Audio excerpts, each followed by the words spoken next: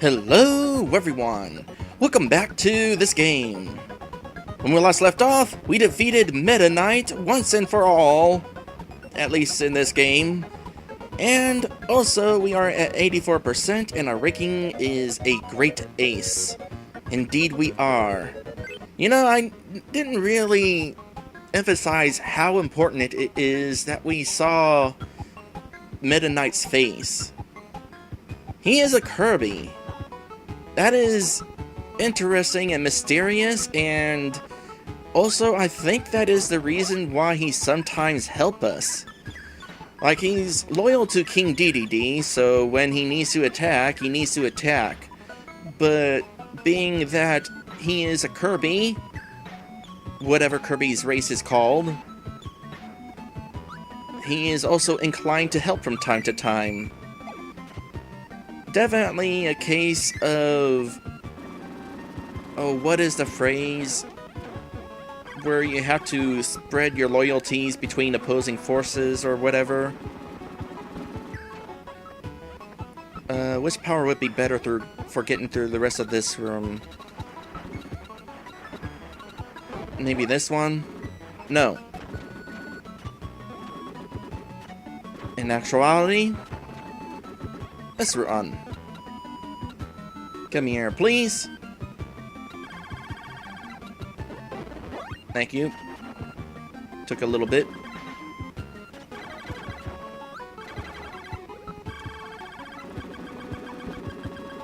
I just want to break all these blocks. I don't know why. I just really like busting all of them. Maybe for the points? By the way, I find it interesting that my beam can go through the wall, but Waddle Doo's beam can't. Kirby makes a better Waddle Doo than Waddle Doo. I think it helps that Kirby has more than one eye.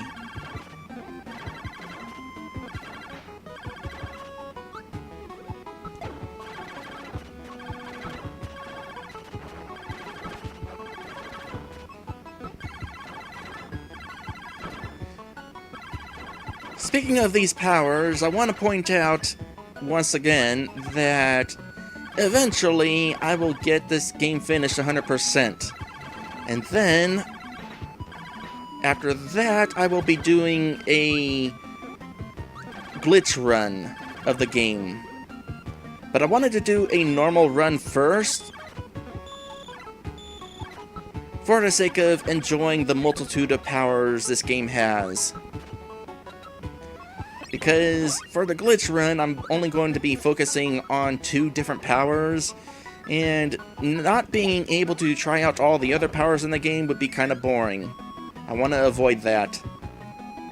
So here I am doing a normal run first.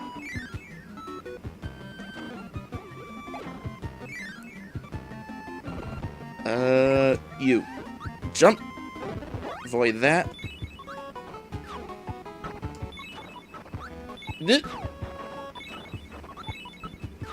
And move onward through the nighttime desert. I actually really like this scene. I think it might be the only time in the game we see a nighttime desert. That's kind of something. At the same time, way back in Grape Garden, there was a single room of grapes. Despite the entire level being called Grape Garden, there was only just one. Alright, the last crane fever in the game, therefore 2-star difficulty. The crane's gonna go faster, I'm pretty sure, so...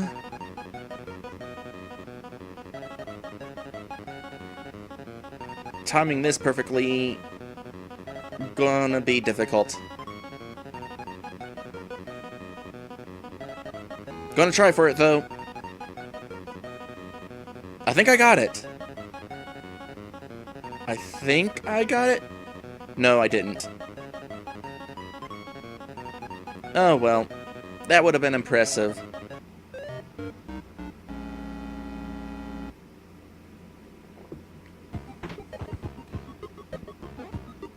It occurs to me that Rainbow Resort is not named after a food.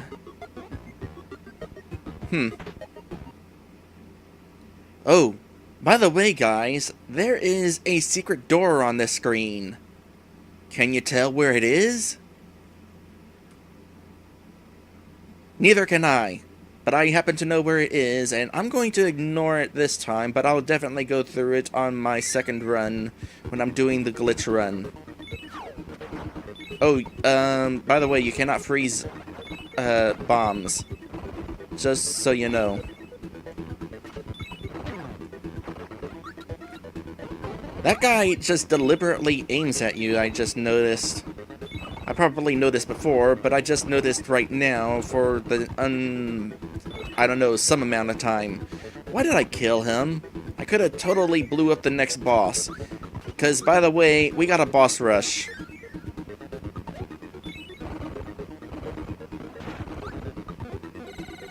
Interestingly, this boss rush is not coming before the final boss. There's more levels after this. More stages, I should say, at the very least. So, kind of an odd timing for a boss rush. I'll just wait for you to blow up.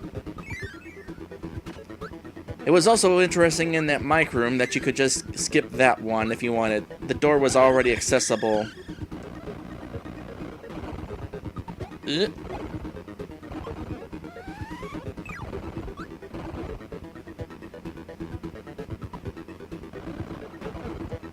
Not a terribly difficult boss rush. Now, if you were fighting all the big bosses, that would be a different story. But this game does not actually force you to refight all the big bosses. Kirby's Dream Land 1 does, but I think that's the only one that does. That was actually a pretty good weapon. However, there's something I want to try.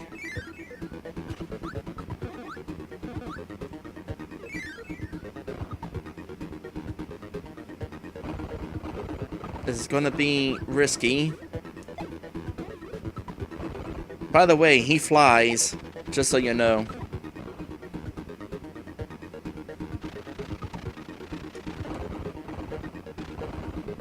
That's what I wanted to try. I wanted to grab his fly while on top of him so that I would constantly cause damage to him and basically instantly defeat him. I'm going to do it again with the tiger lion lady. Of course, I need to make sure I dodge his or her attack.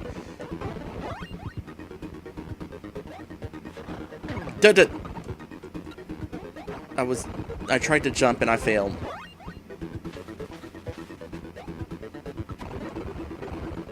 And there we go. Throw you away. And that's the end of the boss rush. I will admit I took a little bit more damage than I thought I would.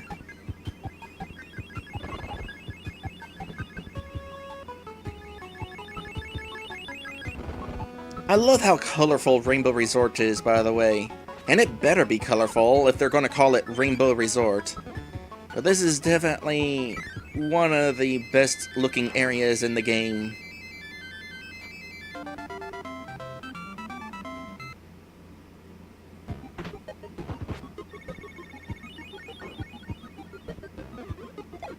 And then we have this... No, I spoke too soon. I thought this was a different level. It's not the level I was expecting, though. By the way, there's an interesting thing about the levels in this game. If you go through them backwards, Rainbow Resort, Orange Islands, Yogurt Yard, Grape Garden, Butter Building, Ice Cream Island, and Vegetable Valley. Not only are the levels... Well, there goes that. Not only are the levels... Bummer. Not only are the levels alliteration, But going backwards, abbreviated, they spell Roy G. Biv. The colors of the rainbow: red, orange, yellow, green, blue, indigo, violet. I think that is a very interesting touch. I'm kind of curious if they do that in the Japanese version too. Watch for this guy.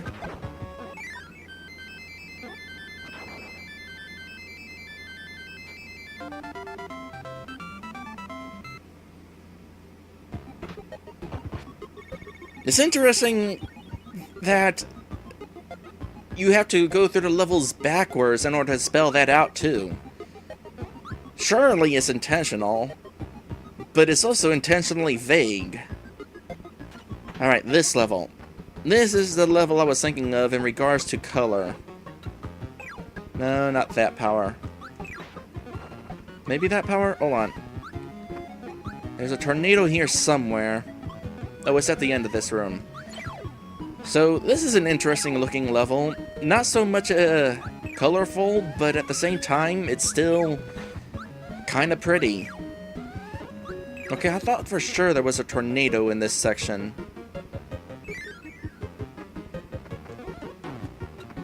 And that's the end of that section. Once again, it's the only section in the game that looks like that. Now we're going through these polka-dotted rooms. Woo, I got lucky. Whenever you're sucking in enemies, there's a point where you're invincible.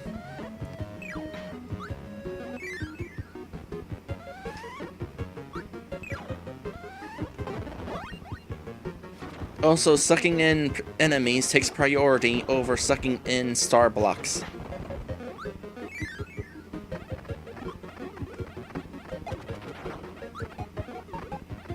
Now, this is certainly an interesting looking room.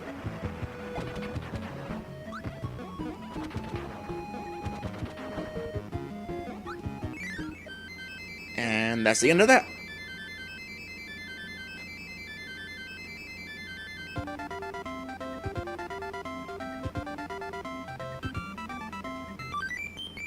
You know, having all these lives, you are never going to be at risk of getting a game over if you play this game. Mind you, I'm pretty dang good at getting to that one up top, but still, even if you're new to this game, you're pretty unlikely to get a game over. Okay, so first things first, I never read the description for this, have I? Crash. This power will defeat all enemies on the screen, but you can use it only once. Maybe I did read it. But I want to try to carry this through the whole level, which is going to be difficult because that means juggling my power as well as the enemies this guy is spitting out. There is something at the end of this level that I really want to have Crash for. So wish me luck with that. Hopefully I don't outright lose too much health, because then I definitely won't have this anymore. Okay, next I'm going to dodge that, because I ain't dodging that, or I'm not going to have the chance to suck it in. This is the arena version of the wheel, by the way. Kind of difficult. And having the guy down below constantly shaking the screen certainly does not make things easier. And then comes this section. In case it's not obvious, the shooting stars signify a gravity change. If they're shooting up, so do you. If they're shooting down, it weighs you down. Getting through here without taking a hit is especially going to be difficult. And there it went. I managed it in 2009. That's a bummer. Crash is not required for what I need to get, but it sure as heck makes things easier.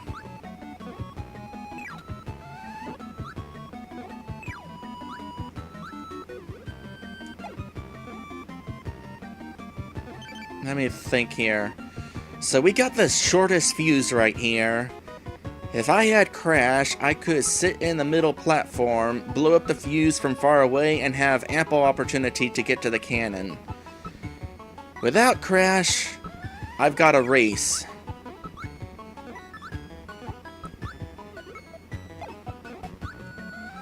I think this is what I want.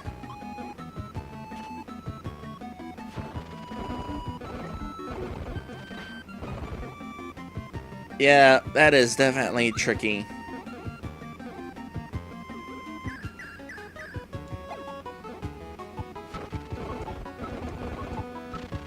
Especially if you mistime your rocket shooting. Thankfully, as you've already noticed, the fuse automatically relights, or reappears. It respawns. Oop! Not close enough. There we go.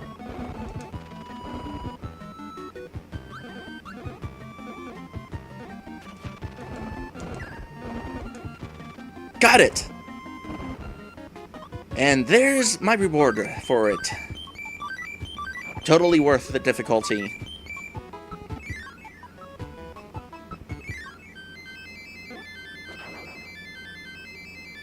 It's not impossible with Crash, it's just harder.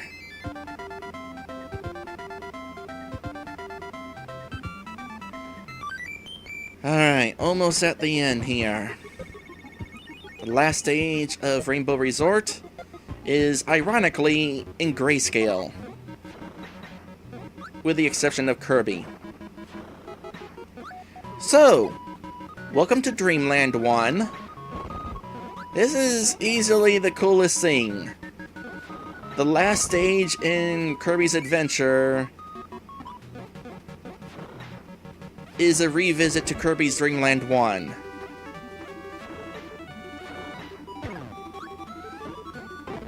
I just love this. They even have the music sounding kind of Game Boy-ish. Although, I think they tried too hard to make it sound like Game Boy music because the Game Boy music actually sounds higher quality than this.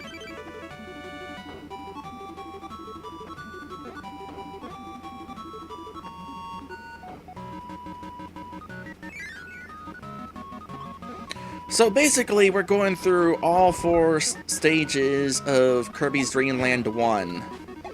The slightly abridged versions, because you don't refight any of the bosses from Dreamland 1.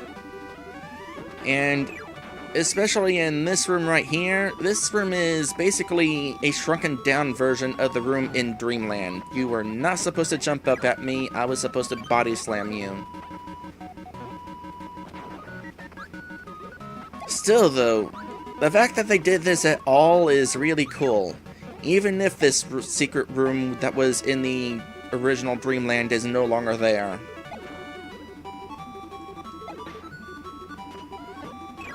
I don't need that tomato, so moving on. And we have made it into... That was dummy. We have made it into Bubbly Clouds.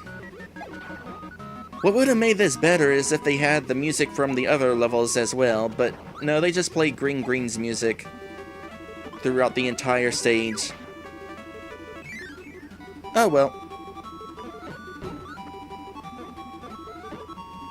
And this room right here is a mishmash of multiple rooms.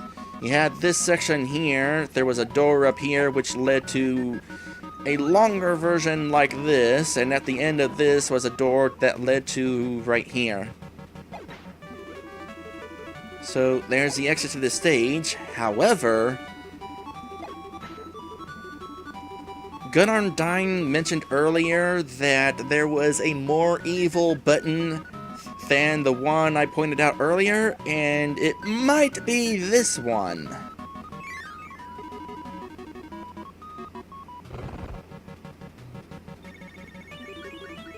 If I am guessing correctly. Indeed, going through the moon is a door. Uh-huh, yep. Gunnar Undying confirms that is the most evil button in the game. He says, found it completely by accident after searching for hours as a kid. Primary reason is I played this before Dreamland and didn't know about this secret. Yeah, funnily enough, that secret is also in the original Dreamland. And I did not know about that secret in Dreamland until I found out about the secret in this game. And so, out of curiosity, I went back to Dreamland 1, and sure enough, that secret is there too. Anyway, we have at last made it back to the Fountain of Dreams. We have all the pieces of the Star Rod, and behind this door is a battle with King Dedede. This is a good opportunity for our last episode break of this stream, because not only are we going to be fighting Dedede, but we're also going to be seeing the end of the game.